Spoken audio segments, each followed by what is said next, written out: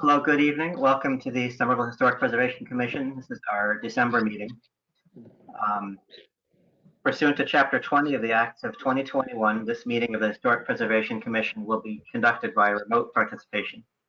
An audio recording of these proceedings will be available upon request to historic@somervillemass.gov.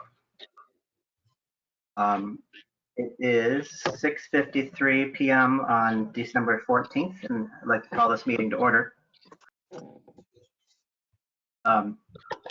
Before we go on, we'll do our introductions. If we could each introduce ourselves so people who are listening could know who you are. Mr. Falvey, let's start with you. Hi there, I'm Ryan Falvey and a resident of Ward 2. Okay, and Mr. Bauer? I'm Dick Bauer. I live in Ward 3. I'm a lawyer and I was trained as a city planner. Vice Chair Kelly? Hi, I'm Robin Kelly, and I'm the Realtor representative on the commission, and I'm also a historic homeowner in Ward 3. And Mr. Wiley? My name is Adam Wiley. I am a resident of Ward 2, and I am a contractor and construction manager.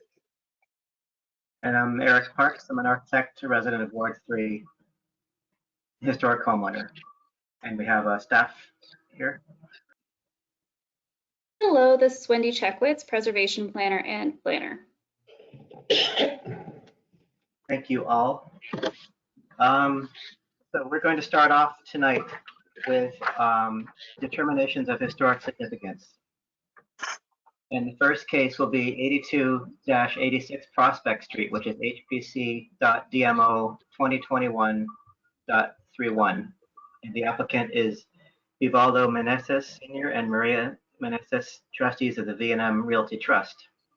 Owner is the same as the applicant, and the proposal is to demolish all structures. Do we have anyone here from the applicant?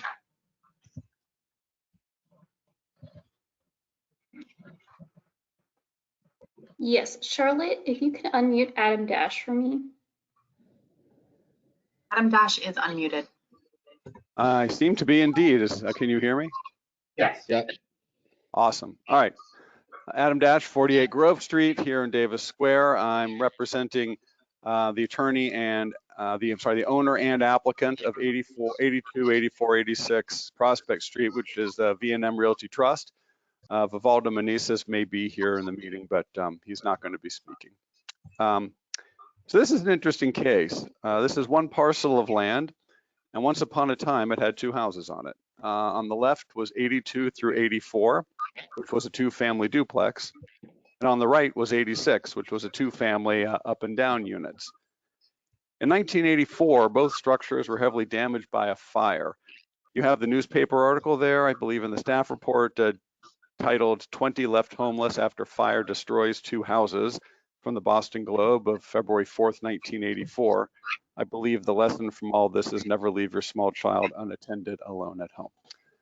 The 82 to 84 was not rebuilt as it was on the left. In 1984, the right half of the duplex was completely demolished after the fire, and the remains of the left half was combined with what was the garage in the back and turned into a single-story, ultimately single-story commercial structure, which was an office and a metal shop labeled Creative Ironworks that you can see in the picture. Currently, the structure is in pretty poor condition. We did submit some photos to that effect. On the right side, 86 was reconstructed after the fire. And then in 2002, it ended up significantly altered, and the third floor was finished and added and dormered to living space. So the staff report shows that even before the 1984 fire, there were significant changes to the building over time, a porch, an L, a bay, and such to alter the building massing. I initially wondered whether we actually needed to even come see you for demo review, because the buildings are really circa 1984, and then on the right, almost circa 2002 at some level. But we decided to be safe and apply, since some of the original structures remain, even though they're really kind of unrecognizable as such. There's pretty much nothing pre-1984 of any consequence left there, but what has been left has been heavily altered. There's no integrity of form, massing, detail. All that one would preserve was lost in 1984. And as the Globe said in its article, fire destroys two houses. Pretty much that tells the story. As such, the applicant will request that you find the structures at 82 and 84 and 86 Prospect Street not to be significant. Thank you. And I think you said you were the only one speaking from your group. Correct. I believe my client, Mr. Meneses, is here, but I don't think there's anything more to add than what I said. It's really a matter of how much of the house can be destroyed so that it is no longer the house anymore, I guess is sort of the existential question here. And whether it's historical once it's basically been demolished and completely altered like this. Sure. Before we bring this to the committee where we take public comment, so I'd like to open up the public comment portion of this case to see if anyone wants to speak about that. Are there any hands raised? This is Charlotte speaking. For anyone who has not been to a Historic Preservation Commission before, the way that you indicate that you wish to speak is by clicking the little button that looks like a hand. That will let staff know that you wish to speak on the project and we can unmute you. Giving it a moment. Chair Parks, I am not seeing anyone indicating that they wish to speak on this project.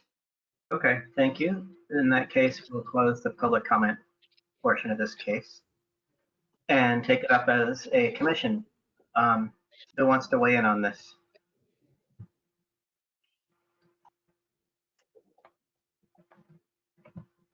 I will share that I don't see any meaningful historic material there to be salvaged. I don't find the structures to have any historic significance. Thank you. Anybody else?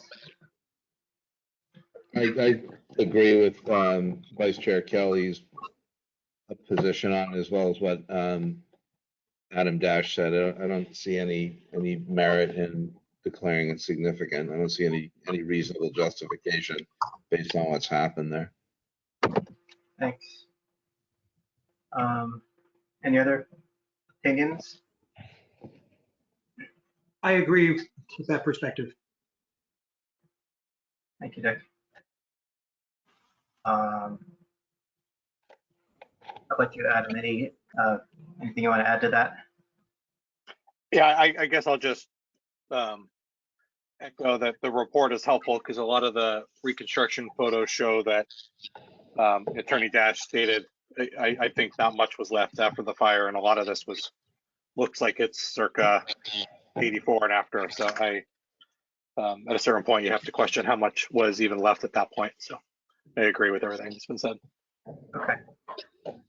Yeah, I would agree with all that. There's really nothing, you can't even peel much away to reveal something that remains in a meaningful way. So I would concur there's really no significance left in this, either of those properties. So I think we've all got our piece. We'll just move to a vote then. We've been joined by Mr. Bingham. Mr. Bingham, okay, before we, although I don't know if he was here in time to actually take part in this discussion. Let me see. Ellen. No, I've had several issues at trying to log on. Okay, yeah, hi there, thank you. We're basically finishing up talking about the first case. Are you just joining? Would you like to forego a vote on it, or do you want to take a moment? No, go ahead. Okay. In that case, I'll entertain a motion that we vote regarding the historic significance of this property, 8286. Mr. Chair, I move that we vote on the historic significance of 82 through 86 Prospect Street, and that we find it not historically significant. Okay, thank you. And just to clarify that a yes vote would be to declare it not significant. Correct. Mr. Chair, while I agree with the sentiment expressed by Vice Chair Kelly, I'm going to suggest that we turn this into a motion to approve it with the expectation that it will fail and therefore our votes will be no and will clearly show that we've determined it not to be significant. Okay, so, Vice Chair Kelly, would that be okay with you? Yes. Yeah, I think I twisted things Yes. a little bit. Mr. Chair, may I rephrase? Okay. Here, here. I move that we take a vote to declare 82 through 86 Prospect Street historically significant. Okay, simple. I second that. Thank you. So all in favor, say aye. All opposed? Nay. No. No. Thank you. We'll do a roll call. Mr. Bauer, Nay. Mr. Falvey, Nay. Vice Chair Kelly, No. Mr. Wiley, Yay. and Mr. Bingham. Abstain. Okay. That's unanimous. And refresh my memory, for findings, we have been doing findings even in cases, oh wait, I haven't voted, no. Fair Park says no. Cliffhanger.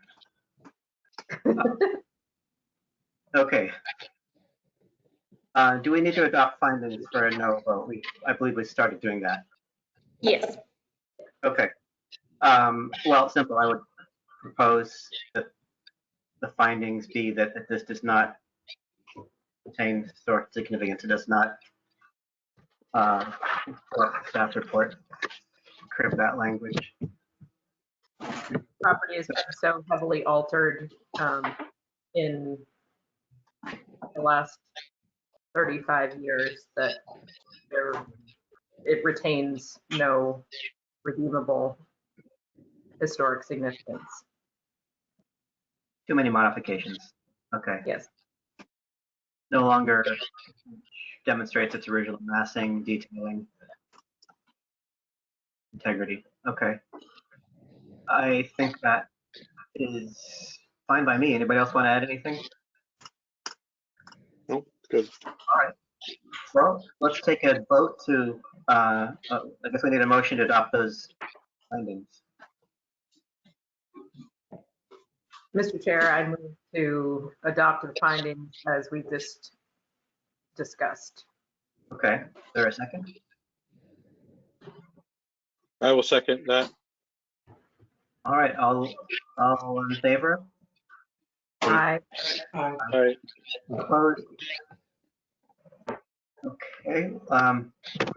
Do the roll call. Mr. Bauer? Aye. Mr. Falvey? Aye.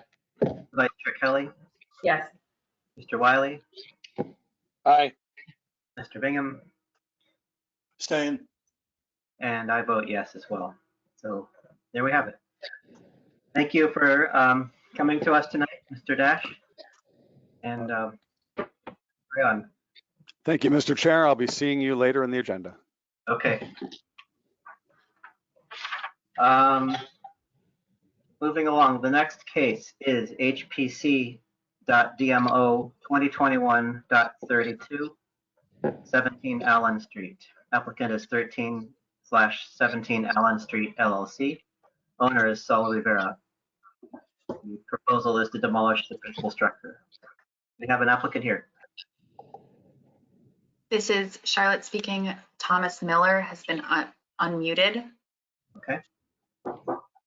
Good evening. My name is Tom Miller. I'm here on behalf of the proponents. I'm also joined tonight by the project architect, Nurulis Evnelis from Calsa Designs, who should be as well, who will be much more able to speak to this than I can. I'm not one of the lawyers who's good at talking about architecture. Before we push forward, we often give a generic recap of what the demolition delay process is in cases like this, which we haven't done yet. I don't know if you're familiar with it yet, but the process of the demo delay, the first hearing here is to establish historic significance. If it votes yes, then we kick it to next month where there's a public hearing held, and where there we look at whether it's preferably preserved, which is a more methodical look at the pros and cons of keeping it, to what extent salvageable and whatnot. So that's it. Thank you. I appreciate that. Welcome. You want to continue, or someone from your team? I can give a brief overview of the project, and then I'll turn it over to Carlos. So as I said, my name is Tom Miller from McDermott Quilty Miller in Boston.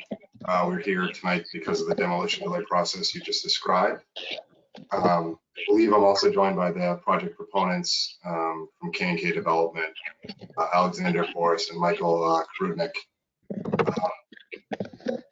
So before I turn this over to the project architect, briefly, the reason we are proposing demolition, you'll see in the brief presentation we have, is to demolish the existing principal structure and construct a zoning compliant multi-unit residential apartment building on both 13 and 17 Allen Street, on those two combined lots.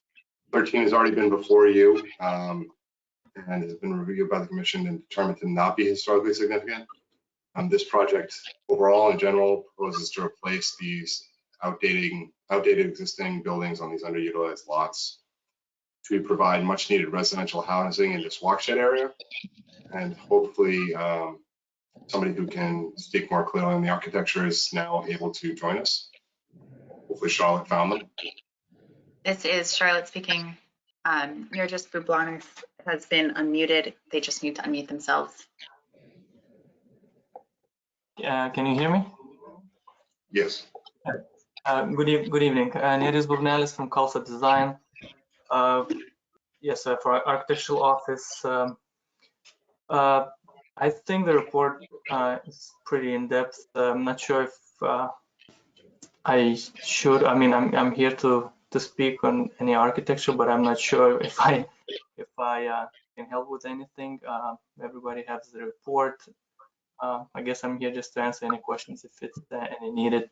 Yeah, the structure on 17 proposed to be demolished, and 2 lots will be combined for the future development, which if needed we will present to the next meeting. Okay. Thank you. Thank you. Thank you. Anybody else from your team want to speak, or should we move to public comment? You're all set. I believe that is it, unless someone else has raised their hand. I don't think anyone else is planning on speaking. Thank you. In that case, let's move to the public comment portion of this case. I would open it up for that, for public comment. Anybody want to speak? Raise your hand and Charlotte will follow up. This is Charlotte speaking. I have not yet seen any hands raised, but I will give it another moment or two. Mr. Chair, I'm not seeing anyone with their hand raised for this case. Okay, thank you. Then we will close the public comment portion of this case and take it up as a commission. Who has thoughts that wants to start off volunteering those?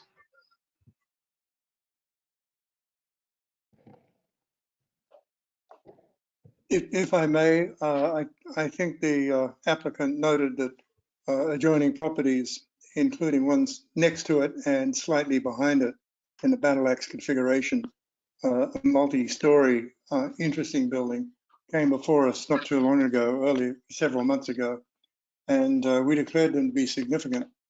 I do understand that the Allen Street is under a lot of pressure for development, being so close to Union Square, New Union Square Station.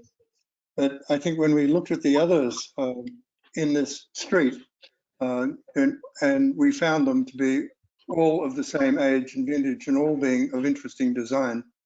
I looked at this when I was down there not long ago and thought it was an interesting design. I thought it was consistent with the rest of the buildings in the street. There are some that look like they might have been moved, but also the one behind it is interesting as well. So I would imagine that this is a significant building. It seems to be intact. It's had a lot of interesting additions and changes made to it, but it looks like it's structurally sound and the massing is still intact. So I would suggest that this is a significant building architecturally. I agree with Mr. Bingham, and while there's been the sort of the burdensome third floor addition at the rear, which just we're building that third floor addition, but the front portion of the house is very much intact and reads as a historic structure and does sort of work with the rhythm of the street with the other, front gable, smaller wood framed houses that are there for the moment. Thank you. Anybody else want to add to the discussion?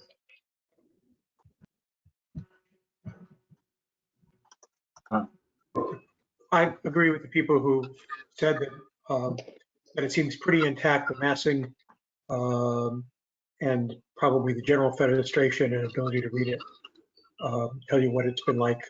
So I would agree that it's significant. Okay. Thank you. Any other thoughts?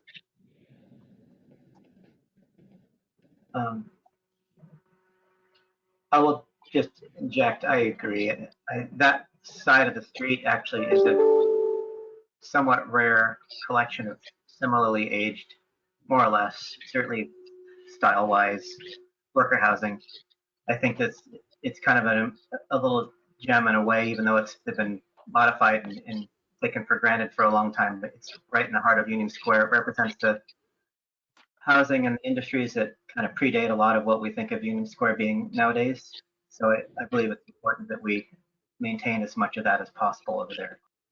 I know it's unfortunate that pretty much every other similar house is currently in some form of demolition delay, but I think this is as significant as its neighbors.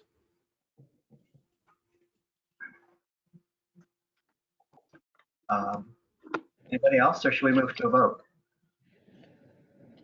Move to a vote. All right. Let's have a motion similar to the last case. You want to make a motion? Mr. Chair, I move that we vote to find 17 Allen Street. I apologize. Do I have the address correct? Yes, 1317 Allen Street. That we vote to find it historically significant. Thank you. Is there a second? I will second the I'll motion. second that. No. Okay. Okay, all in favor then of declaring 1317 Allen Street historically significant, please say aye. Aye. Aye. And let us go through the my list of people here. Ryan Salvi, Aye. Vice Chair Kelly, Yes. Mr. Wiley, Yes. Mr. Bingham, Yes. Mr. Bauer. Oh, we didn't hear you. Mr. Bauer, you're muted.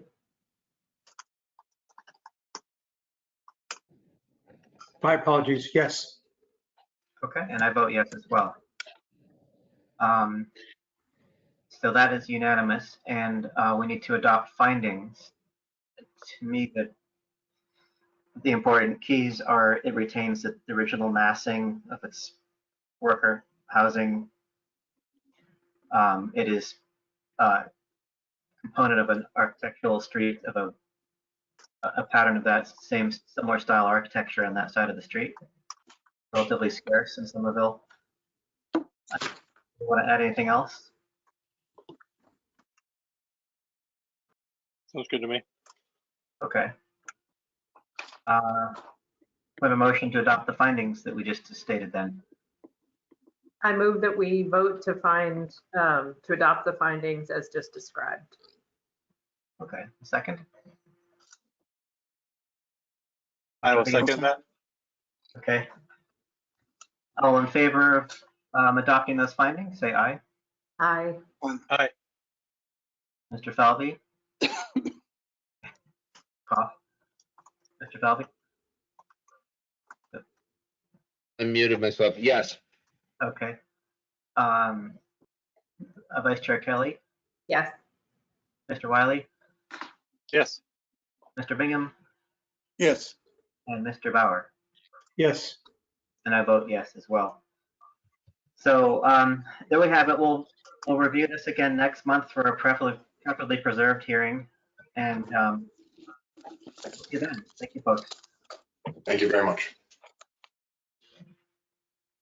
Thank you. Okay.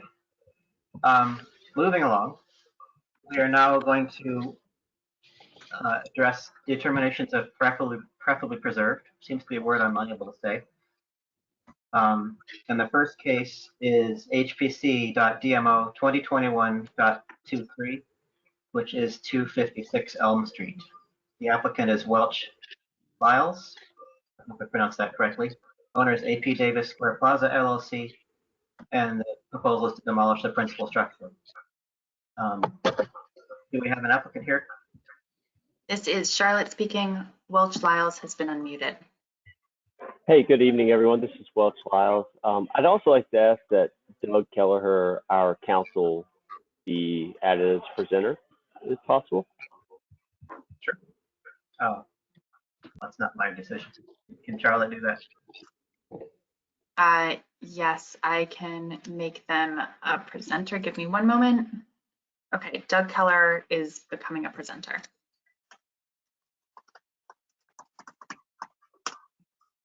Doug, you should be able to share your screen now. Great, thank you. And then, yeah, I would like to share my screen if possible. This is Charlotte speaking. Only one person can share their screen at a time. So if you don't want Doug Keller to be able to share their screen, you should identify who you would like to be able to share their screen. Okay, so if I could possibly share my screen and then just have Doug able to speak and be unmuted, I think that would probably be best. Okay, Welch, you are being made the presenter. Just 1 second.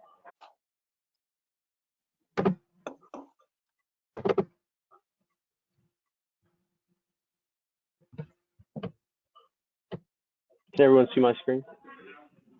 Yes.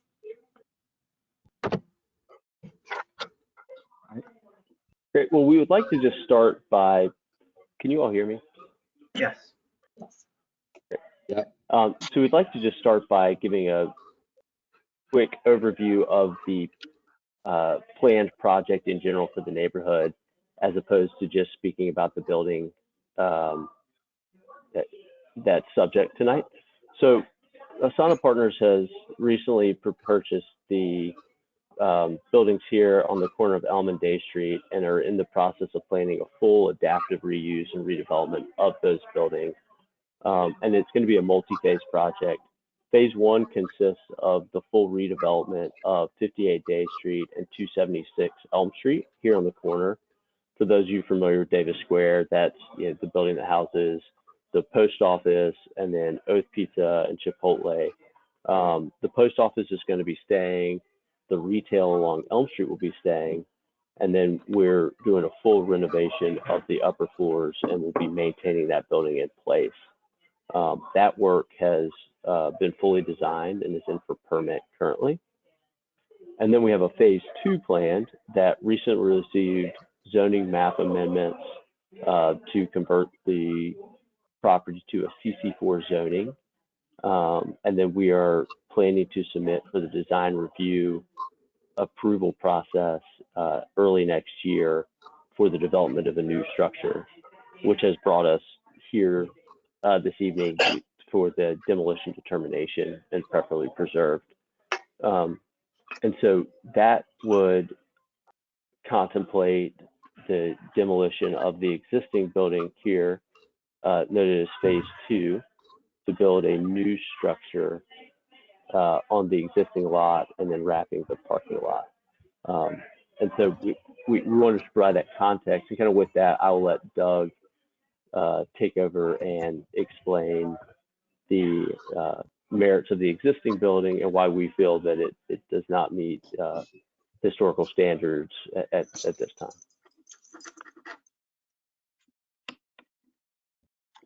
Thank you. Can you all hear me? Yes. Yep. Thank you. Good evening, commissioners. My name is Doug Kelleher. I'm a principal here at Epsilon Associates, and with me this evening is my colleague, Tonya Loveday-Merrim. Tonya assisted in the research of the building. As Walsh said, we've been engaged to do some research on the building to get a better understanding of any associated significance and architectural integrity. What you'll see as we go through the next few slides is sort of a evolution of the building as documented by numerous later additions to its original construction, and as well as additional modifications that have occurred to the exterior elevations of the building. I'm sorry. Can you all hear me? I'm having trouble hearing. Yeah, I can hear. Next slide, Walsh.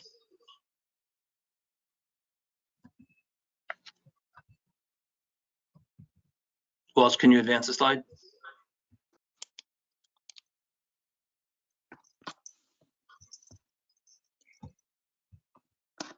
Walsh, can you hear us?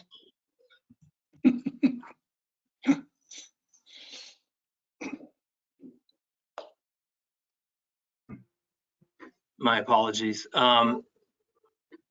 Walsh, are you still with us? I think you've muted yourself to get rid of the background noise, but we can't. So, slide.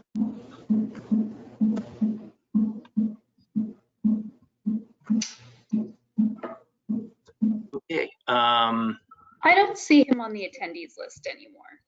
Oh. This is Charlotte speaking. He would be on the staff list, and it is Mr. Keller's sense that he may have muted himself is accurate. That is the information that I'm getting from the list.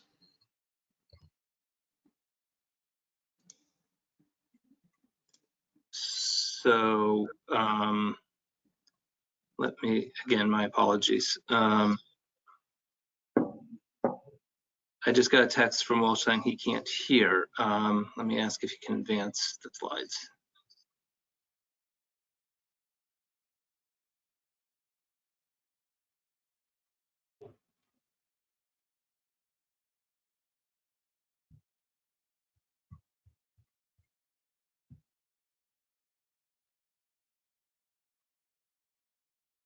There we go. All right. Okay, we can probably advance the next couple slides. Sorry, I can hear you guys again now. I'm sorry. I'm not sure what technical difficulties were there.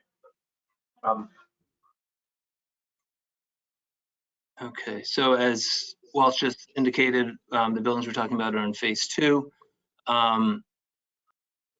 which is roughly bounded by Elm Street to the east, Day Street to the north, Herbert Street to the west, and Chester Street to the south. What we're looking at here is an excerpt from the 1895 Sanborn map. As noted earlier, the existing building was constructed in 1898 and then later modified with additions that were in place by 1934, 1950, and 1955.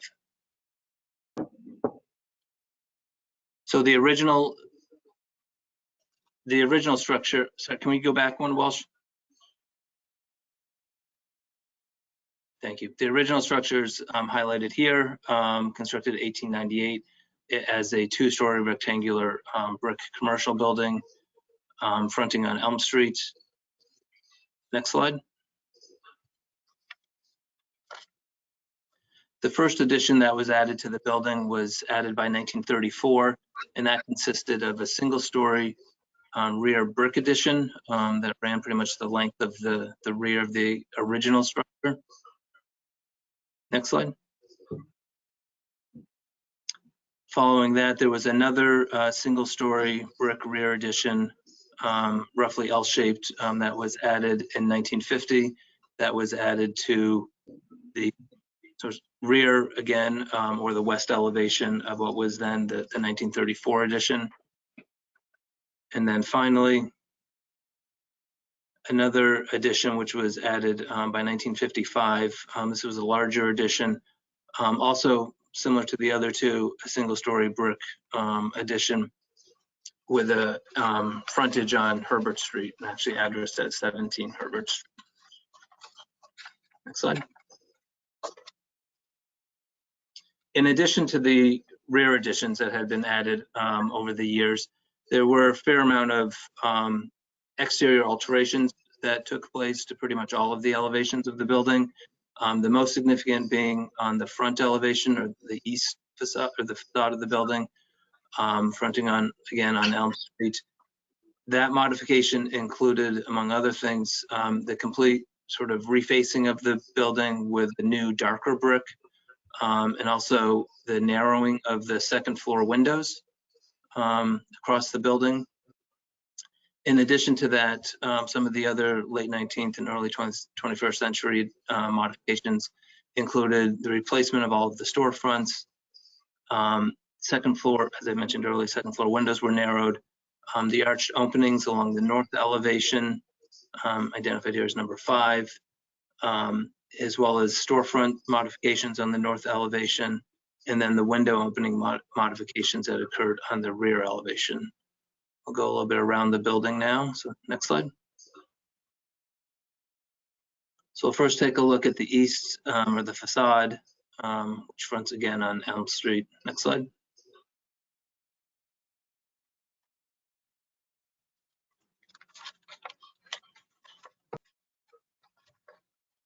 Here you can see a little more clearly some of the modifications. Again, this was pretty much the full width of the building, was the original 1898 two-story brick commercial building. Again, significantly modified in the late 20th and early 21st century with the refacing with the darker brick, narrowing of the windows, and the replacement of the storefronts.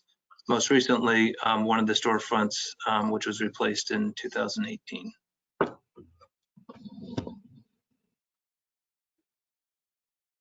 Next, we'll take a look at the north elevation, which will show some additional modifications. Here you can see sort of the evolution and the extension of the building. Again, the front two-story portion was originally the 1898 structure, which was then later modified with the refacing of the brick, as well as window opening and storefront modifications. The first addition, which was in place by 1934, is pretty much that single bay, then extended further with the 1950 addition, and then finally the last addition, which was in place by 1955. Along the north elevation here, you can see the various alterations that have occurred in the late 20th century, early 21st century, including storefronts, the arched openings along the north facade, and some of the brickwork which had been modified over the years.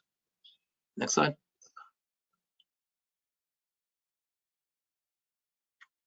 Next, we'll look at the west elevation and a portion of the south elevation. So here on the left is a portion of the last addition, which was in place by 1955, as well as on the right, portion of the 1955 and the earlier addition added by 1950, the L-shaped addition. And again, along this elevation, the entrances, window openings had been modified, as well as some additional modifications to the brick masonry work. Next slide.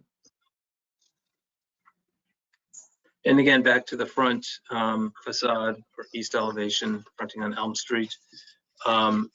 This elevation, again, is the main bulk of it. It was the original structure, again, constructed 1898, but then heavily modified throughout the late 20th century with the refacing of the darker brick, narrowing of the second floor window, complete replacement of the store.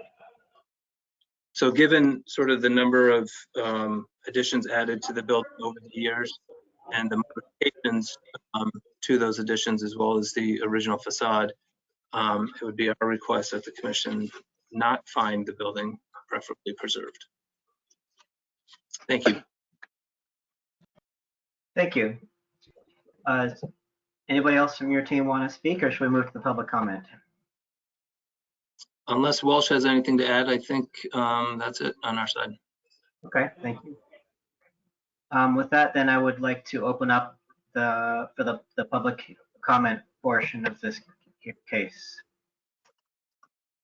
This is Charlotte speaking. As before, anyone who wishes to speak on this case should raise their hand. I do see one hand raised. Oh,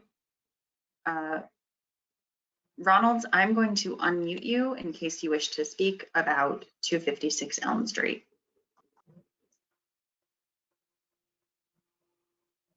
Ronald, you are still muted on your end. Me now? We can hear you now. Okay. My name is Ron Cavallo. I'm a long-term resident of the city and a significant property owner. And I own a structure not far from this property. And I only got a glimpse of what was proposed. But my sense of it is that it's a very dynamic project that would benefit Davis Square significantly. And when I look at these buildings, I see nothing of importance. I see what is proposed as a significant draw to Davis Square. And I support the demolition of this building and the reconstruction of it into a far more dynamic building, and a building that I think would be a real draw in Davis Square, an improvement to the square. I don't really fully understand the massing, so I'd like to know more about that. But I do want to state that I support this project in principle. Now, I also want to say that as a resident who pays a pile of money in property taxes, and someone that is extremely disgruntled about the tax impact of Assembly Square, which as I see it is nil, and I take it in as the city having been sold a bill of goods and paying dramatically more taxes to the city than I did just 2 years ago. On one of my properties, the taxes went up $20,000 a year, and let's just say I'm not as happy living in Somerville as I used to be. I support projects that are going to be good projects and projects that will bring revenue into the city, which I think the city needs. So, you know, I don't have a comprehensive sense of what this project is. I saw a glimpse of it, but it looks really good. And I think it's a benefit to Davis Square. Again, I'd want to know more about it, but as far as this building goes, there's nothing pretty about it or anything of significance as I see it. And I also want to add that I'm someone that's won a lot of awards for my historic preservation. I'm a preservationist within reason, and I own two important architecturally significant buildings, one of which is the first of the historic structures in what is it? The Orchard Street Historic District. So I don't think there's anything special about this one. That's it. Thank you for your comment. Anybody else want to speak about this? This is Charlotte speaking. I do not see anyone else with their hand raised about this project. Okay. Then we will close the public comment portion of this case and move to deliberate it among the commission here. First thoughts. Any questions actually before we start? I actually had a question. When I was looking at the side pictures, you had a nice delineation of the ages of construction.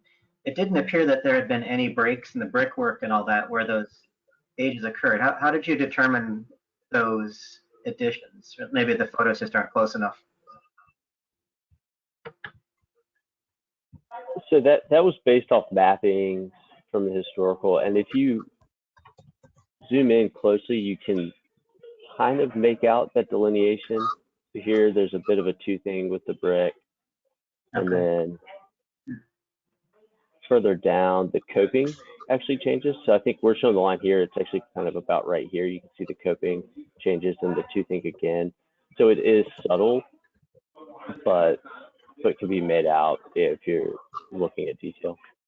Okay, I'm gonna just mesh the two a little more care than usual then. Okay. Thanks. Anybody in the commission want to speak? First thoughts on this? This is Adam Wiley speaking, and I guess my thoughts.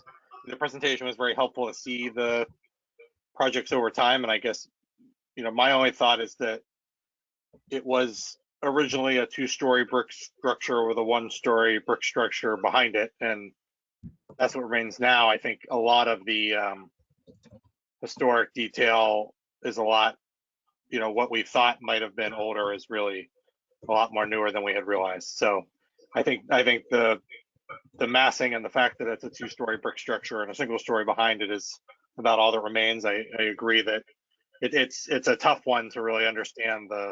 The front facade has changed so much. It leads me to wonder, how of what remains, how much is historically significant. So I'm a little on the fence, I guess. I'll just point out that the masonry structure itself is what we know is original. Thank you. If I may, Mr. Chair. Yes, certainly. I've had a close look at this, and also with the drawings that the applicant has put in for changes. And I look at the elevations that he's provided, 1, 2, 3, and 6, and I find them quite unremarkable, as he had already noted. However, I think when we discussed this last month, I found that the other elevation 4 and 5, showing the arched entrances into the storefronts along what is called, I think it's called Davis Square Plaza, are different. They're different in that they don't exist anywhere else in the city. And I'm concerned that as Chair Parks brought up, that you can see the line of bricks being a light color and woven quite nicely into the base of the front building, and also the arches are of the same sort of a brick. So it would seem to me that this is a contiguous line of brick that was put in place at some particular point in time. And when I look at this, I see this as being something that I think we should preserve because it is different. The other comment I'd like to make is that when I looked at the drawings that were presented by the applicant previously, and if you look at the image that's on the screen now, if you look down to the right, that goes down to where there are 8 steps. And the drawings that the applicant had put in that were available to the public during one of their meetings, and also they're out on the web, show that this would be one grade. This would be a grade that would not be compliant with the ADA. There's no way in that distance you can take that grade because of the 8 steps that go down onto Herbert Street. So I find the drawings to be interesting but disingenuous. So, Mr. Bingham, if I may, for the drawings, they are in an early stage of development. We are going through a full design review process. If successful in being awarded, the development here, and that area has been designated as a civic space and would meet full accessibility. We intend to add a ramp and are currently working with the City of Somerville land planning to make sure it's a design that is accommodating to everyone. And that process is ongoing currently. And I'll also add, if I may, and Doug Kelleher with Epson Associates, my colleague Tonya reminds me that the elevation as seen here where the arch openings are, storefronts are opening, those date to the 1970s. And we know that prior to the 1970s, there was another building, which obviously no longer stands, that ran along that elevation of the building. So it's believed that when that building was removed, those arch things were created. You lost me there. There was another building where the plaza is, you mean? It was a party wall, or? Yes. You can vaguely see it in some of the older mappings here that was demolished in the 1970s. Okay, so it's hard for me to see, but the property, I think it's got a number 5. So there was originally construction in what is now the plaza. Correct. Okay, up till at some point about midway through that orange, or maybe beyond that. Okay. And to Mr. Bingham, the brick that you noted making up the arches seems to match that on the facade, which was a late 20th century addition, and it has the same style, sort of angled footing at the bottom of the arch for each of those little storefronts. So it reads to me as very 1970s. The arches don't, to my eye, hold any historic merit. Well, I agree that the elevation on Elm Street is definitely of 1970s vintage, and I believe it's brick veneer. I don't think it's solid 13-inch brick at all. And yeah, it's to me, I think I stated that I didn't find that to be at all remarkable. What got me about the side elevation, though, where the arches, was that the bonding of the bricks goes right from the very front with the same shade of brick, same type of brick, and it's blended in, it's bonded into the extension at the back. So it would seem to me that those bricks, forgetting the front, which I believe is a later, probably in the 70s renovation or restoration, whatever you want to call it, but along what it's called the plaza is of earlier vintage. And probably original, because it doesn't seem to be brick veneer at all. No, Alan, if you take a close look, the brick around the arches is dark and darker than the bottom. And it's similar. It's similar. So, but if you look closely at the base, you'll see that the design of these arches, and they also vary in sort of their overall shape, and the angles of them are different. They read to me as late 20th century. And as the presenters just noted, there was a structure in the location of the plaza before the creation of these. So I don't see these arches as being historic or anything that needs to be preserved, or I don't believe they are historic.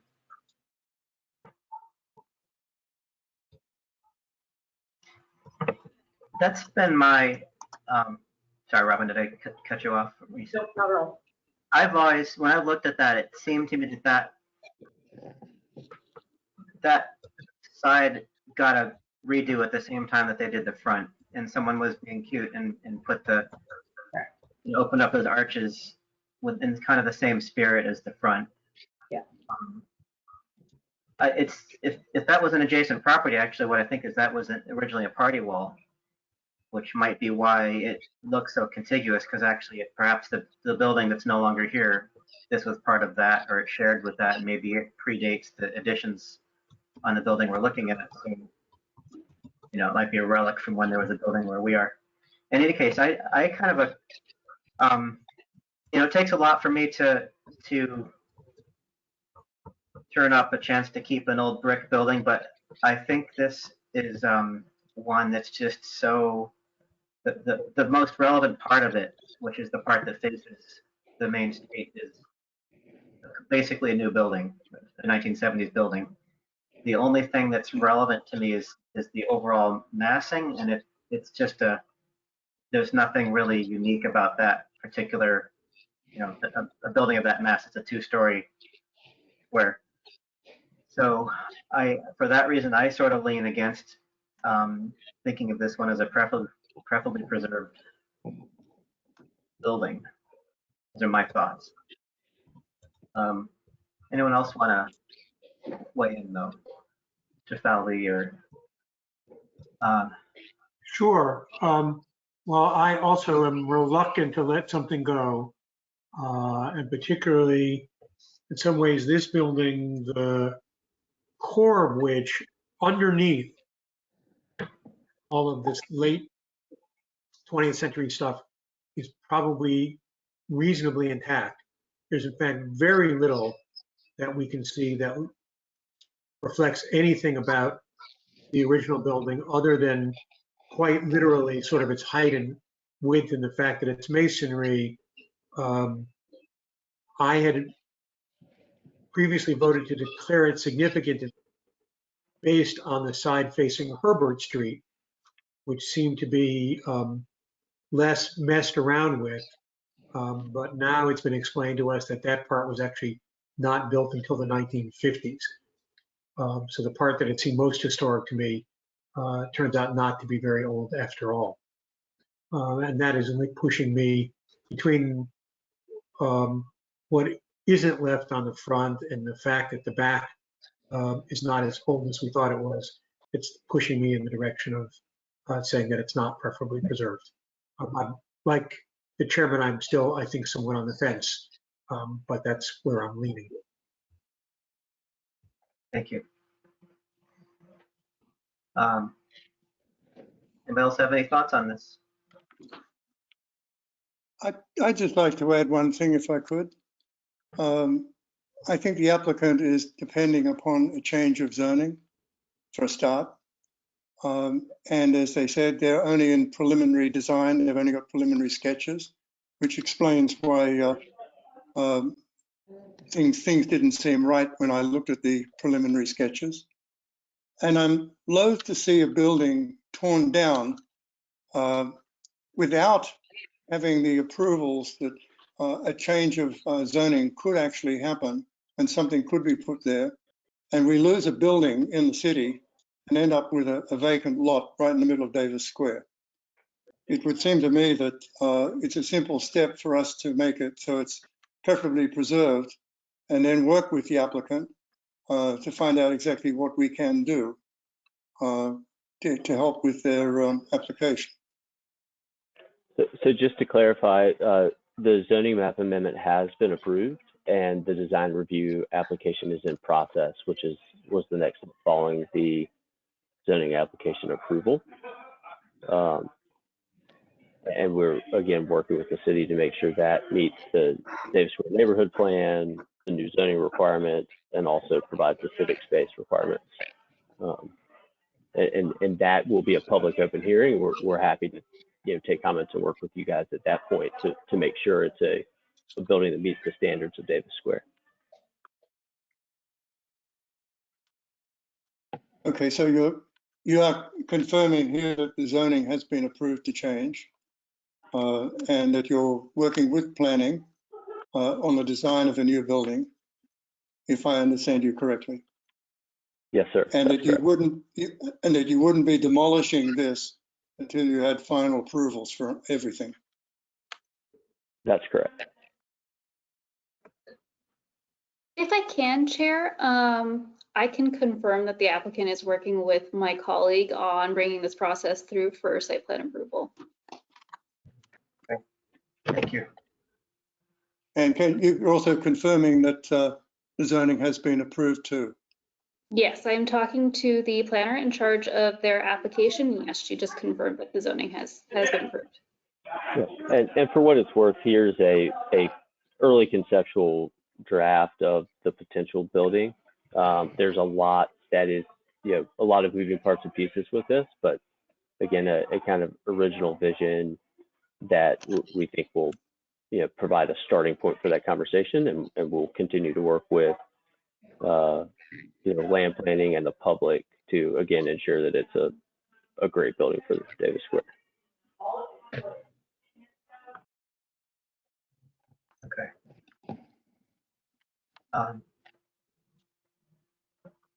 All right. Anybody else want to add anything?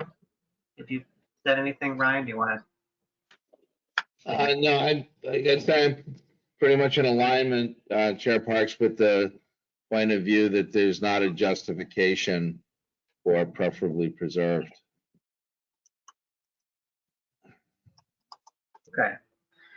Well, let's go with a vote then. I would like to make a motion. I move that we vote to find 256 Elm Street preferably preserved. And so a yes vote would mean finding it preferably preserved. A no vote would be not preferably preserved. Okay. Is there a second? I second that motion. All right, seconded by Mr. Falvey. All in favor of that, say aye. Aye.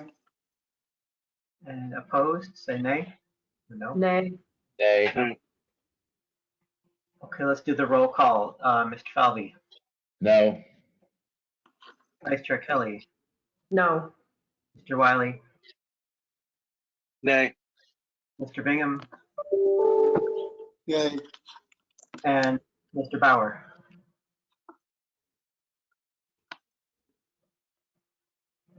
Mr. Bauer? As I've said before, I'm on the fence, but I think on balance, I'm going to come down and say yay. Okay. So we have, Chair Parks, you need to vote. You need a voter. that's going to be a perpetual thing. I vote yes. I vote no as well.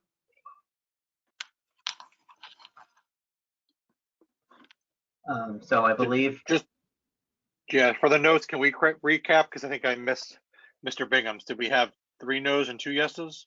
That's right. Okay. or we had 4 4 no's. 4 no's and 2 yeses. Yeah. 2 yes. All right. Thank you. Okay, in this case, then we need to adopt some findings for this decision. And I would just volunteer that my finding would be that it lacks integrity, too many alterations to portray its original design.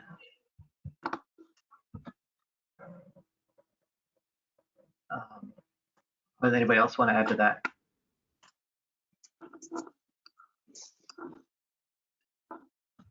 I think that captures it. So I will move to adopt the findings as described by Chair Parks.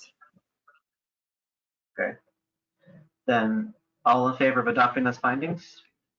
See. Someone needs to second the motion. Oh, we know. I will second the motion. Thank you. I have a second.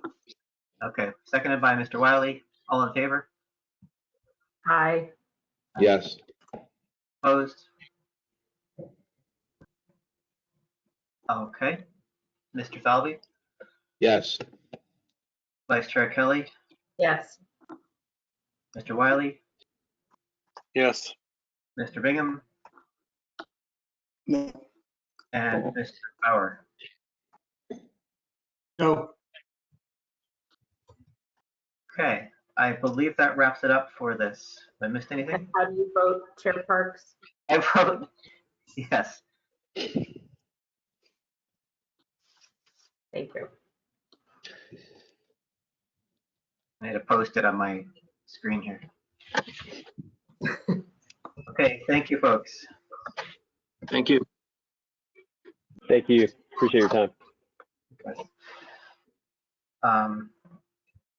Moving along, our next case is HPC.DMO 2021 20, 16 Woodbine Street. Applicant is Sal Carusio. Owners Mark R. and Jill T. Ardolino. Proposal is to demolish the principal structure. Do we have an applicant here? Yes, I'm Sal Carusio. Hi there. Right there. Um, I think Mark Arolino might be here. I'm not sure. He's by phone. Oh. I do not see him. And if you are unable to get him on the phone to make a comment, I am willing to give a brief overview. Commission, the homeowner did send a comment to Historic briefly before the meeting. And while we don't read comments sent this close to a meeting, I am, because it's a homeowner, going to give a brief overview of what he said. Hold on. I'm sorry, Deanna, go ahead. I'm sorry. I have Mark on the phone right now. You want him to talk or? Yes, if we can hear him, then yes, he can go ahead and speak. All right, Mark. Go ahead, Mark. Introduce yourself first. Yeah. My name's Mark Adolino, owner of 16 Woodbine Street. Hi to all. I sent you guys an email before the meeting tonight, just an overview of what's going on with the house at 16 Woodbine Street. I don't know if you read it or not, or if you want me to get into it. Go ahead, Mark. I'm sorry. Yeah, just, I'm looking to sell the house. I have financial hardship. Falling way behind on all kinds of things. And this is time, I outgrew this house, not wait any longer. My family's been owning this house for 70 years. And it's just, I can't keep up no more. We've outgrown this house, and Sal's made me a fair offer. Move on and better my family. And I'm looking at foreclosure and all kinds of stuff. And I don't want to hurt my family. I worked for the city for 27 years. I worked 3 jobs my whole life. I just fell behind. I can't get out of it. I just need to move on. Wait, any questions? Hold on, Mark.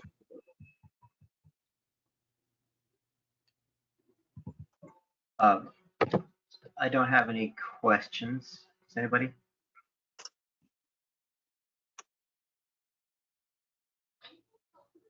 I guess not.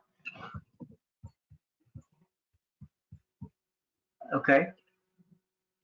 Thank you, then. I did send an email to the board tonight. Just if you guys could look at that. So this is Wendy speaking, your planner that's been working on your project. We do not send out public comment or even comments from homeowners so close before a meeting. However, we can give a recap, but as you are here to speak on the item, you can tell the board what was in your email. Just regarding the situation that I just went through, I detailed the hardship I'm having, and sooner as possible for me to sell this house before I lose it to foreclosure. I have a family. I worked for the city 27 years. I just can't keep up. I refinanced 3 times. It's way over my head. My son cannot go to college. I can't pay what we owe from a year and a half ago. I owe taxes, water, and just everything's piling up. And this is the only way out for me and my family. And my wife's family's lived there for 50 years. We've lived there for 21. I've been a city employee for 27 years. Just don't want to see this happen to my family. And Sal has made me a fair offer. The only way I can get out of this. I love someone hope, and I appreciate it. Hold on, Mark. Mark, on hold. Mark, hold on. Someone talking? I'm sorry. Oh, I'm sorry, Lloyd. Okay, come on. Come on. Come on. Come on. Jesus, don't have to tell you. Hello? Yeah, hold on, Mark. Yeah.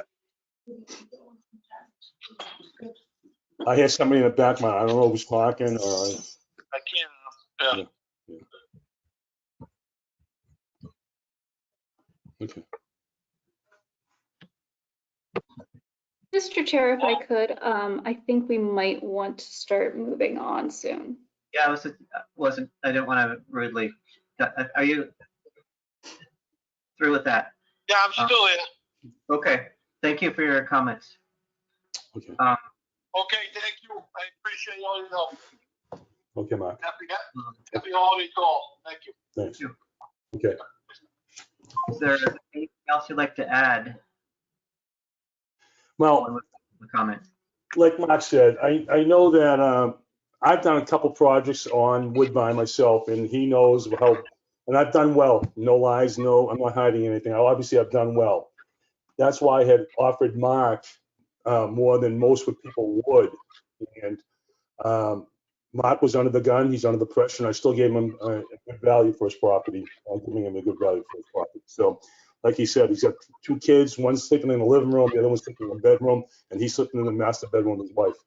So it's just hard for him to live there, but I was willing to come to the table and help him out. He owes almost $600,000 on the house right now.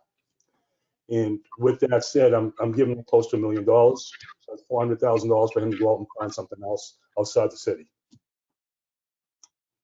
That's all I have to say. Okay, thank you. Then let's open it up for the public. Would any members of the public like to speak about this project?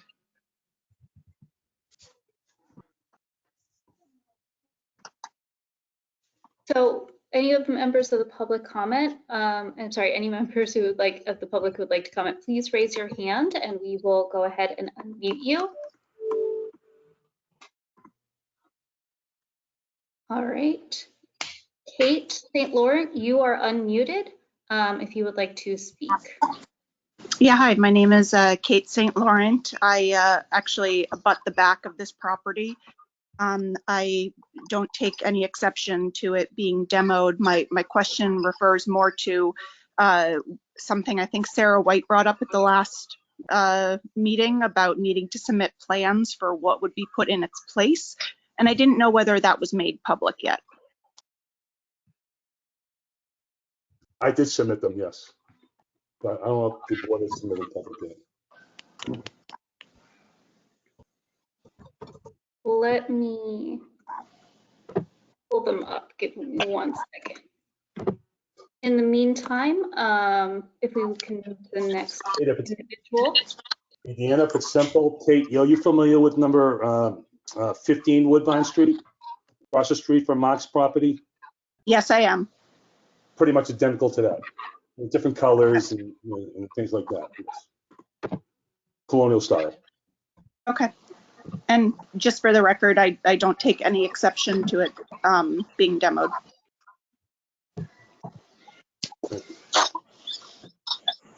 This is Charlotte speaking. To move on to the next public comment while Wendy gets the plans up, we have Ron Cavallo again. Ron, you are unmuted.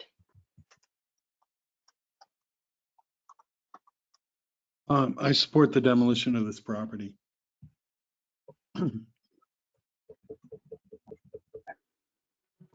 Thank you. Chair Parks, at this time, there are no other individuals indicating that they wish to speak on this case. Thank you. Then we will close the public comment portion of this case. In the meantime, so when are you looking for the drawings submitted? Okay. Who wants to start discussion? Anybody? Well, this is Adam Wiley, and I guess I'll just chime in and bring it up for discussion. That I mean, I want to state that I appreciate hardship and the fact that it's important to sell this house. I think it's important to note that that's out of our jurisdiction. We're just here to really determine if the structure is significant. And correct me if I'm wrong, commissioners, but I think the only time we can consider hardship is if somebody can't afford to upkeep a historic home or do something that's historic. In this particular case, the selling of the house has nothing to do with our decision. So I guess I'll just comment that I don't understand why the house can't be sold and kept or modified as is. So from our perspective, unfortunately, I mean, I understand the hardship in the situation, but we need to separate ourselves from that and just really evaluate whether or not this is a historic structure. And related to that, I'd say it's just a prime example of worker housing in Somerville, and it's a quaint little example of it. So that's my only comment. Well, I think, I believe, and Mr. Bauer might know better, having read over this, but yes, there is an official process for hardships. And in my experience, that involves paperwork and submissions and things like that. And it tends to be in the context of why work cannot be done in a manner that would conform with our guidelines, whether it's, I think in demolition, it would typically be if it costs too much to, and that's the argument I've heard before. I'm not saying that we've agreed with it, but whether it costs too much to fix a place up and whether it's more cost efficient they don't have the money to do that and cheaper to demolish it. I don't know that that is something that's provided for in our demo delay in our ordinance. Mr. Bingham. If I may, I worked on the new updated demolition review ordinance with OSPCD for a number of years until we got to the revision that we have now. We looked at the hardship issue to see if that was something that we could actually implement in it. And we decided that hardship in a demolition review was going to be very difficult to quantify what actually constitutes hardship, because there are so many ways that you can look at hardship. So that is why basically hardship wasn't put in it. Because if hardship was put in it, then there'd have to be criteria established that would be guidance for us to be able to look at what that hardship was and to be able to say, yes, it is either a hardship that we need to recognize for some special consideration or not. Because it's so variable, it was decided not to continue with that. So hardship is something, and what we're talking about here, to follow on what Mr. Wiley said, was we're looking at the structure itself. Mr. Sal Casero has, okay, sorry about my pronunciation of your name. Please forgive me. You're not the first person. And I'll probably not be the last. Last either. But he's actively looking at buying this property. And I don't know where he is. And I totally sympathize with the current owner, Mr. Ardolino, because I understand what hardship is. On the other hand, I look at this property and I look at it in the context of the area, and this is one of a number of typical workers' cottages in this street and in adjoining streets. And it seems to be intact and reasonably original, in fact. And to tear down something that is in that particular state, I think instead of just restoring it and moving ahead would be something I would be reluctant to support. And my feelings on this would be, I would see this as being something that we should preferably preserve. I agree that I see the structure as being preferably preserved, and it's unfortunate that we aren't able to take into account sort of the larger picture in situations, but as Mr. Wiley brought up, our purview is and our, what we are called upon to do is fairly limited. And so with regard to this particular structure and whether it is preferably preserved, I think that it is, given its integrity. If I may, real quick, and I'm sorry, this is Jack, I would love to preserve this house, but it's just gone too far. The basement is full of water. There is no basement. It's full of water. You can't. floors are rotted. So it's not that simple. And then even if I did repair that house, and I understand the hardship, I understand all, but to repair this house, I'm talking about the only way to do it is to tear it down and repair it. You can't just keep the same house and try to repair it. It's impossible. And I'll just leave it at that. I mean, I know that you don't want to hear about repair, maintenance, and all that. I've done it many times. And if anybody buys it, say I come out of the deal and I withdraw myself from this deal, and anybody who goes in and tries to buy it from what I can buy it from, they'll never be able to leave. They'll be able to foreclose, and someone's going to have to buy it for a lot cheaper and not be able to do what I like to do. That's all I'm trying to say. Those poor people will be out of the house pretty soon, so I'll figure that out with them. Okay, thank you. Who else has not spoken yet?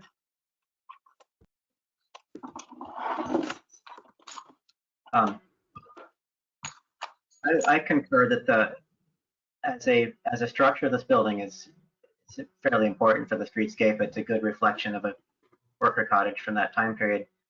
A street that's unfortunately increasingly less whole that way, but it's still a pretty cohesive collection of these buildings. And as Mr. Bingham said, if there is no official provision for hardships in the demo delay, it's sort of, regardless of what we feel about that, I think we have to take that off the table. And I can kind of see also, because this is a situation that the owner happens to be bringing, they're underwater with the building. It kind of adds another wrinkle to demo delays where it's not really the building's fault that the owner can't keep up with it that way. So I would concur that this ought to be a preferably preserved structure.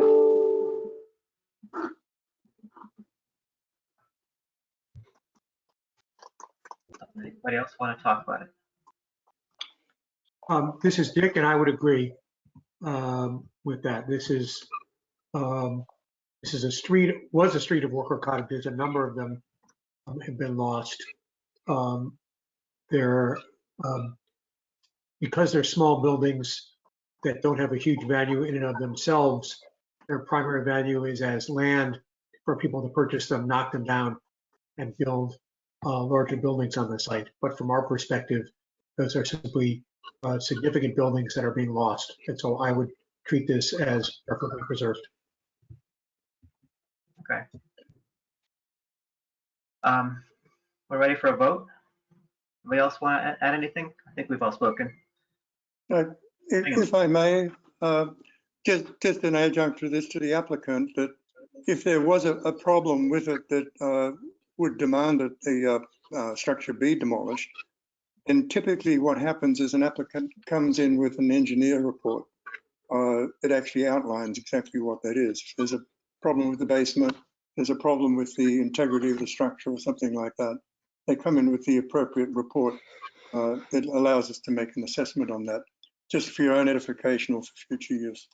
Thank you, Mr. Bingham. That's I've done that in previous properties, and I've gotten emails back saying that the owner is responsible for the maintenance of that house, and that it's his responsibility to keep it from falling.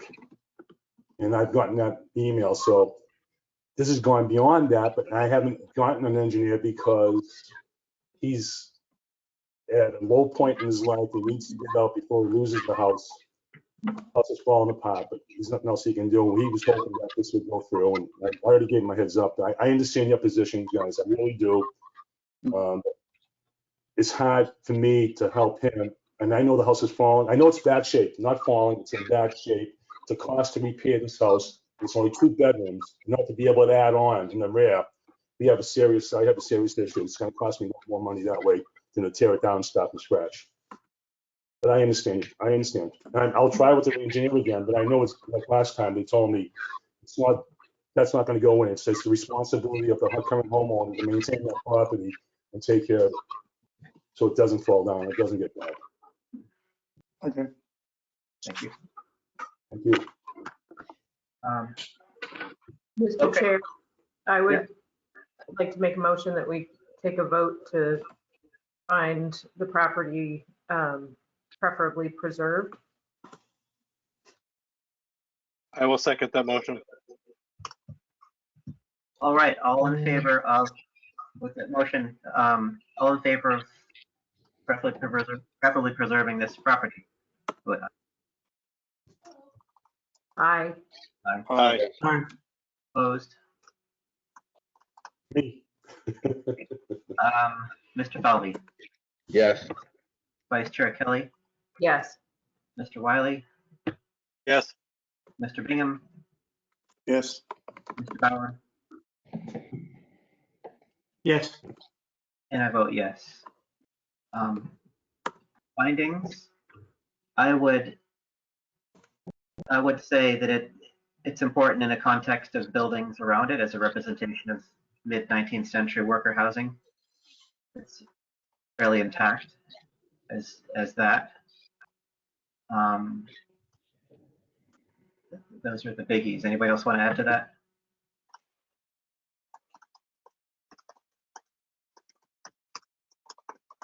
Okay.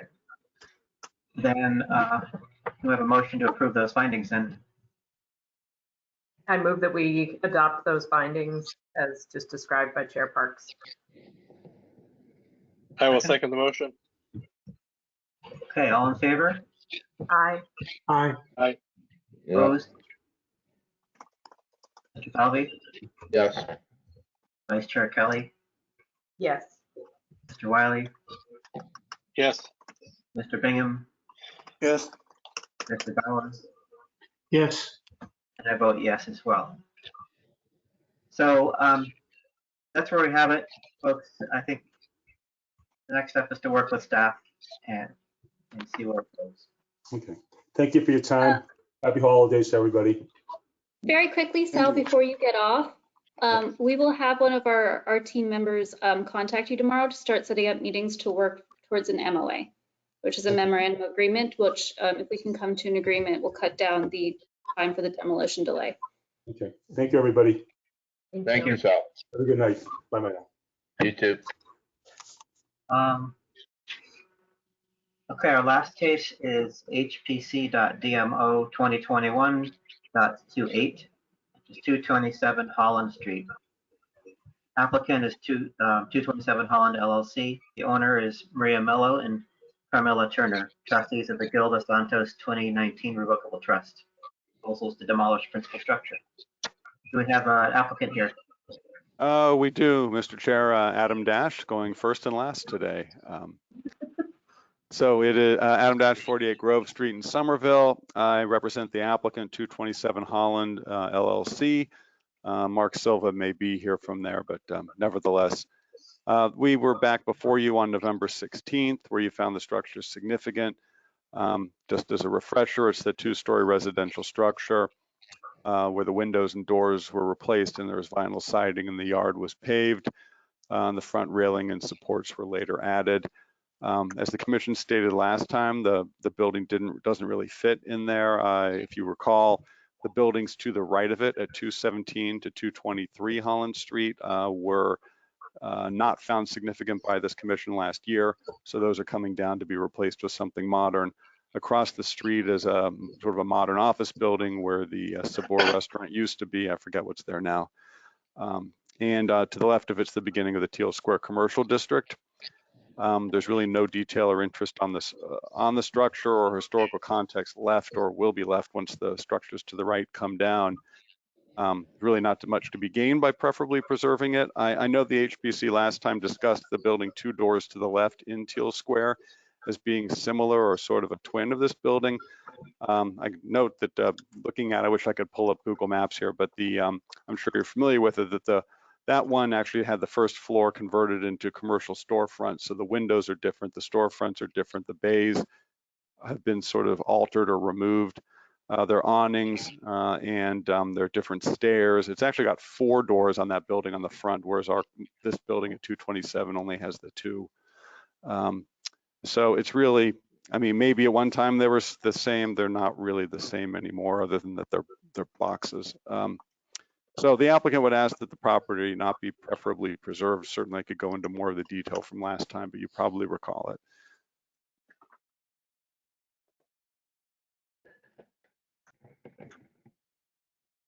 Sorry, I muted myself. Thank you.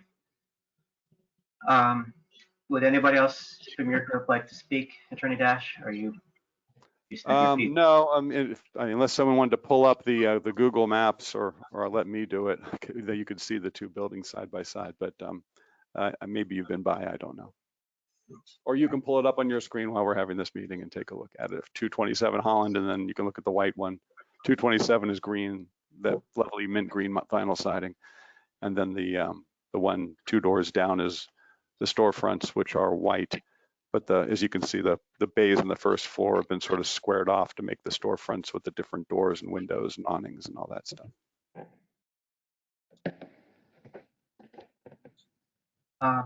Thank you. Let's move to the public comment then. I would open this hearing for public comment. And I would note that we have, as far as I know, one email, which we won't read, but we've received it. Anybody else from the public want to speak? This is Charlotte speaking. As with earlier cases, if you wish to speak on this case, please raise your hand and staff can unmute you. I will give it a moment. Mr. Chair, I am not seeing anyone indicating that they wish to speak on this case. Okay. So given that, we'll close the public comment portion of this case. So we have the email from Guido Moosh opposing demolition. So let's discuss it then. Who wants to start? All right, if they have questions.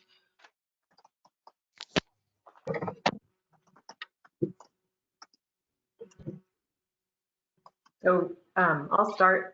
So for all the reasons that we found it to be historically significant, I believe it should be preferably preserved. It maintains its overall form and massing, which is distinctive and does complement the converted commercial space 2 doors down that Attorney Dash referenced. Thank you.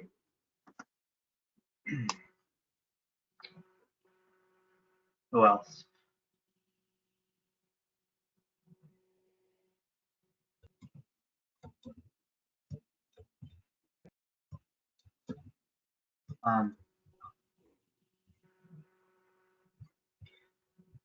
I think I concur with you, Robin.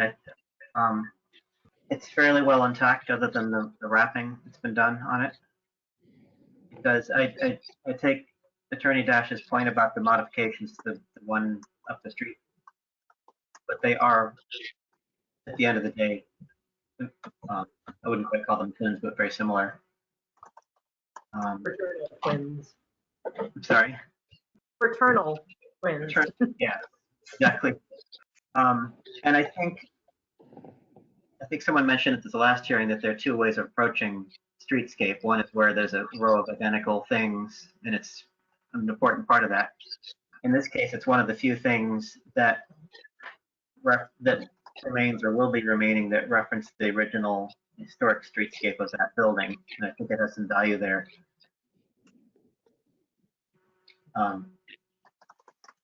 That's where I'm leaning about it. How about the rest of you?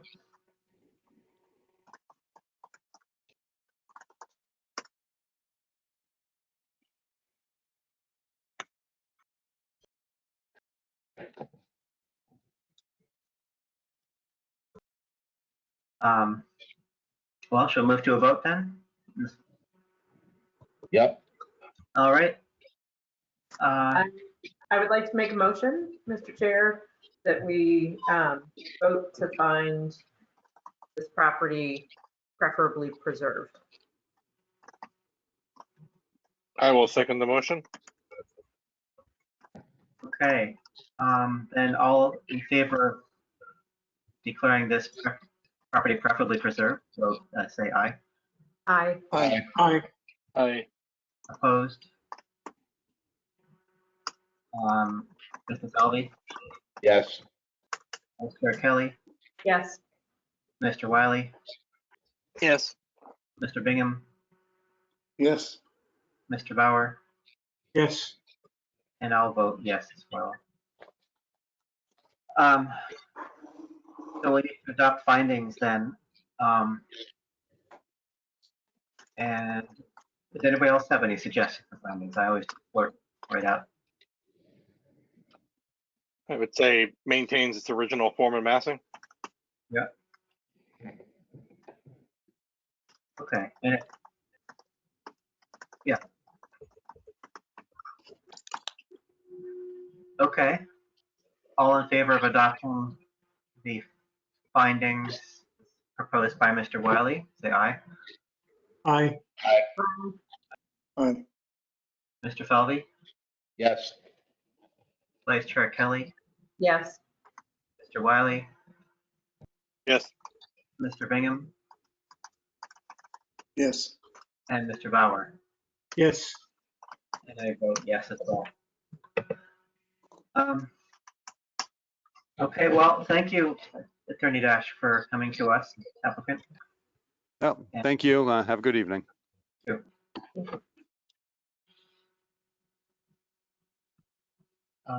That is it for agenda items. We have minutes and a CPC update. Go through the minutes first. Yes.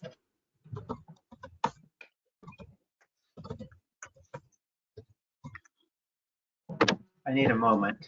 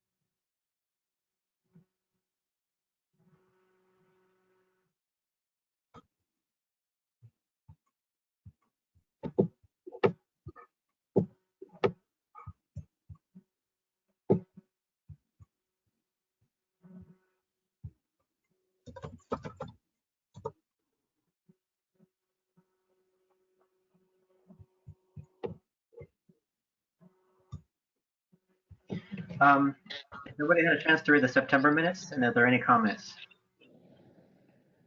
No comments. I don't have any either. There were a couple of typos. I had some technical problems with it, so bear with me a moment. Sure.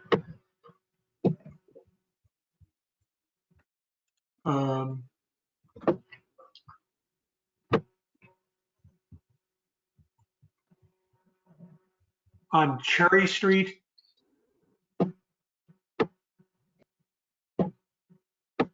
In the bullet points, Sorry, Dick, the did you say Cherry Street, Dick? Cherry Street, this is on Okay, page okay, yeah, 3. sorry. All right. The 1, 2, 3, 4, 5, 6 bullet point down. Yeah.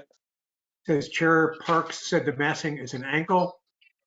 I think it's meant to be an angle.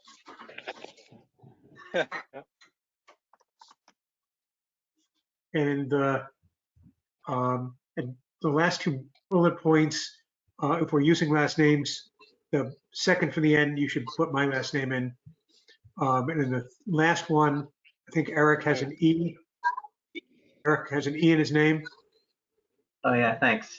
You know, I saw that and it's missed so often, I just let it go. And then it says you agreed that you agreed. So I would just shorten that and just say Chair Parks agreed with this. Yeah, those look like the raw notes that slipped in there. So thank you for catching that. I just fixed them.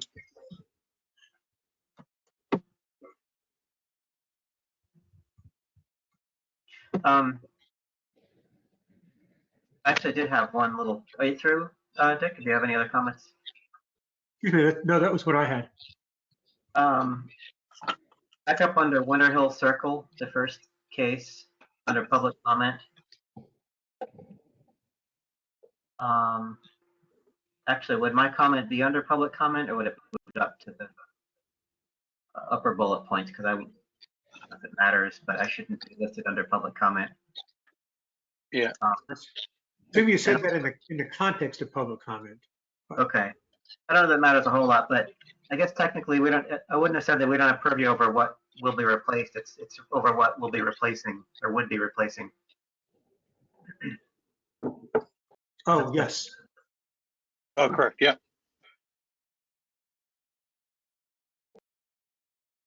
Okay.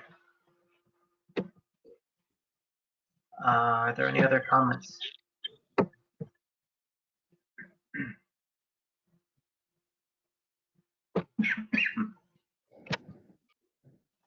I suppose we ought to be consistent about first names versus last, is sort of what Dick was saying. Back up down under Cherry Street, there's Sheriff Park said massing is an ankle, and it immediately follows up with Eric also asked. We probably ought to do this consistent through it. Got it.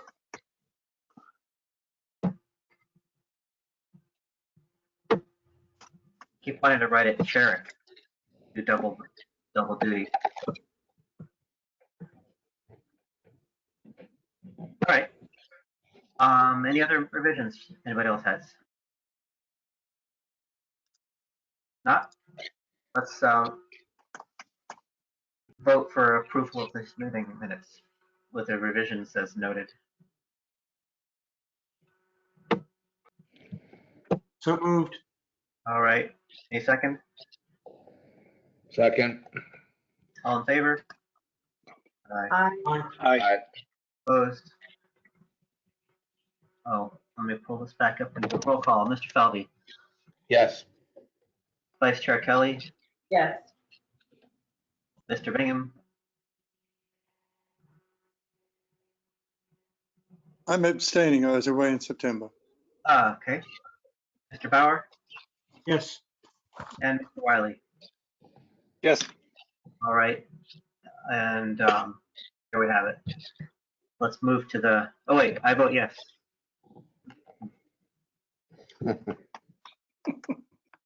I should just up with myself and avoid this problem.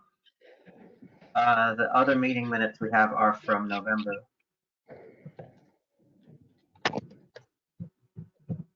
I have not finished reviewing. Yeah, there's one typo in the alterations to 4955 Davis Square. In the first one, Attorney Ann Vigoretto presented overall. The word with needs an I. But apart from that, the minutes look good to me.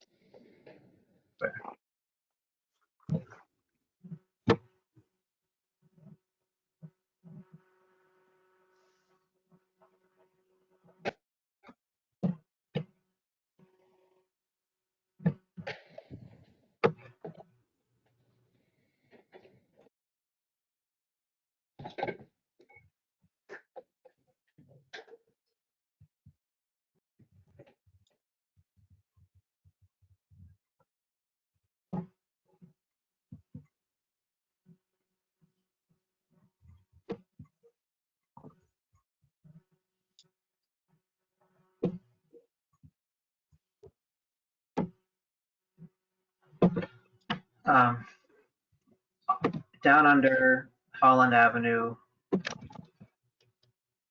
my name, just add my E.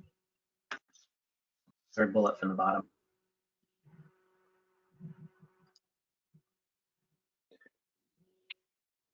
Did you ever see that?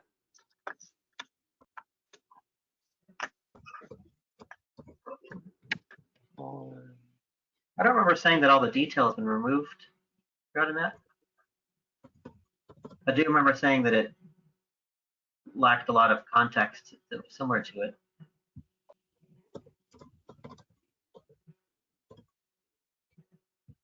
Would you like me to remove that? Yeah, I'm thinking about it through. Let's not say all detail. Let's just say some detail has been removed. That leaves some. I might have said something about that, but unless we have a recording to listen to, I don't remember that being my opinion. So let's just say Chair Parks pointed out that some of the details have been removed and doesn't feel it relates to surrounding buildings, even though I think it's kind of evolved since then. But that's what I said. Okay, I changed it to some. Okay. All right. Back up on the first one, Davis Square. Spelling of Attorney Figueredo's name. I think it's Ann with an E at the end, and then it's Vigorito.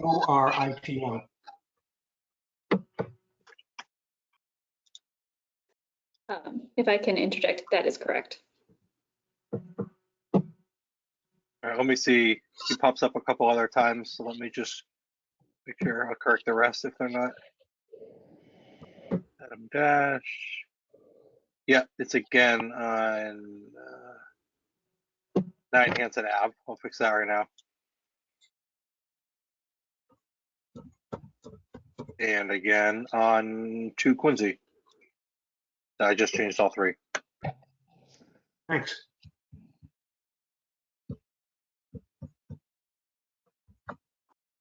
We saw her a lot last month and not at all this month.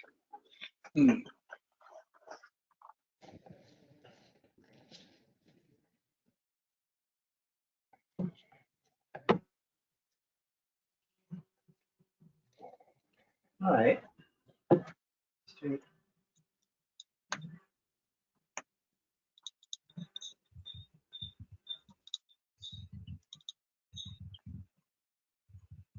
Okay.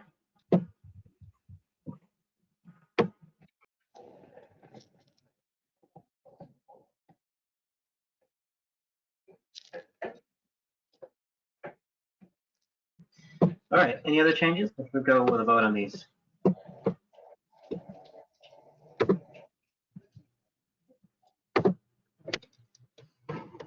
Okay, then let's have a motion that we accept these minutes as modified.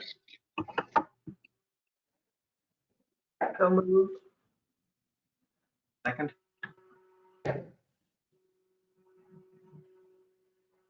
I'll second that. Okay.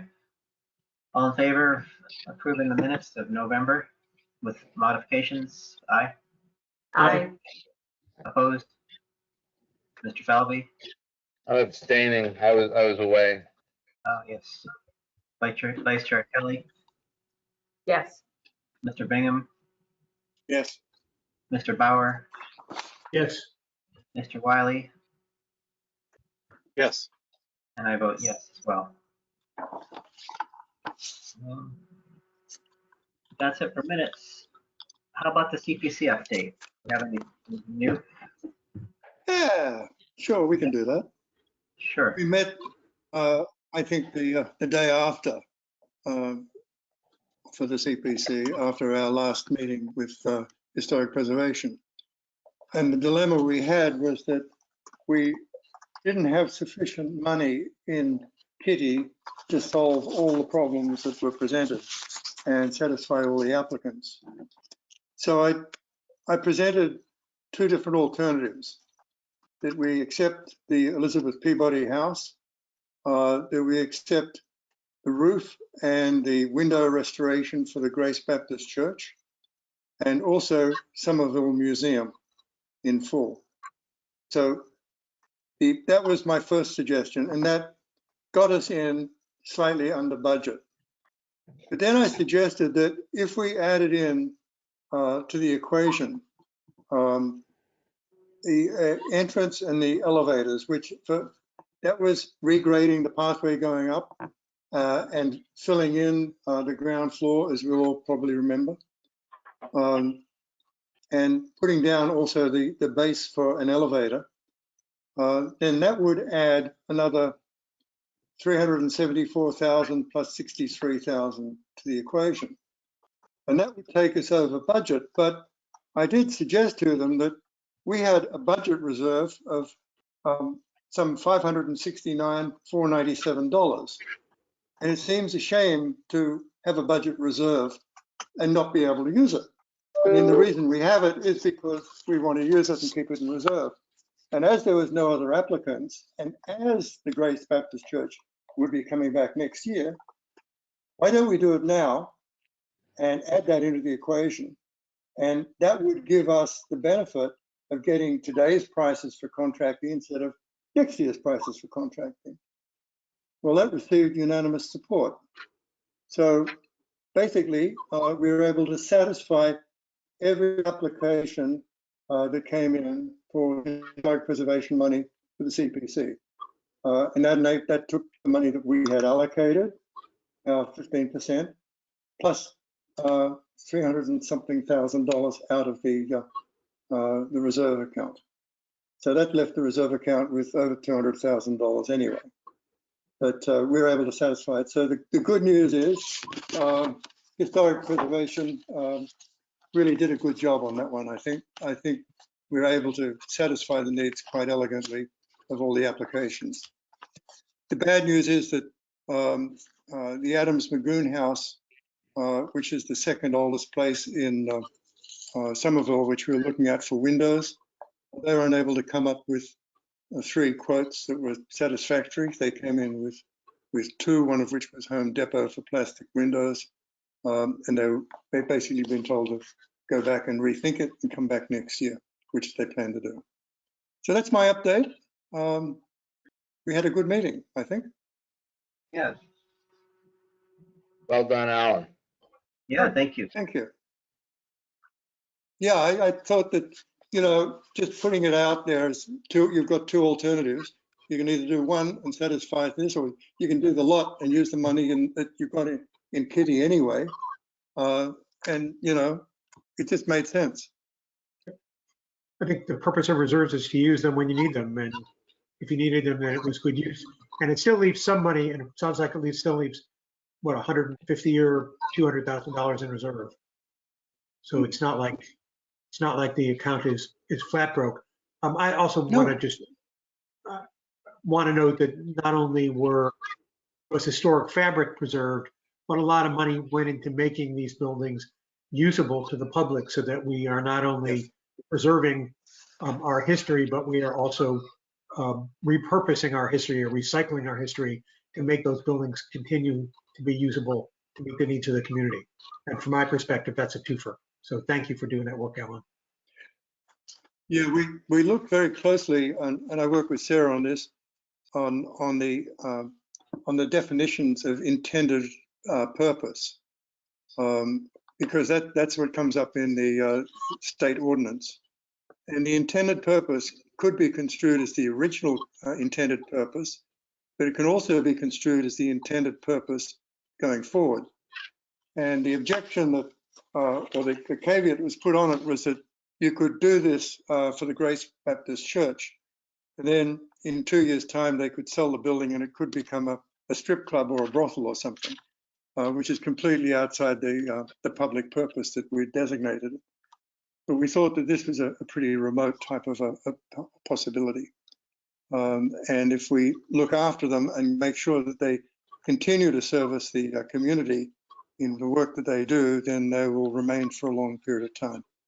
So I think the intended purpose covers legally both the previous intended purpose when the structure was built, which fits with the Elizabeth Peabody House, plus the new intended purpose going forward of the Grace Baptist. The city solicitor was satisfied with that, Dick.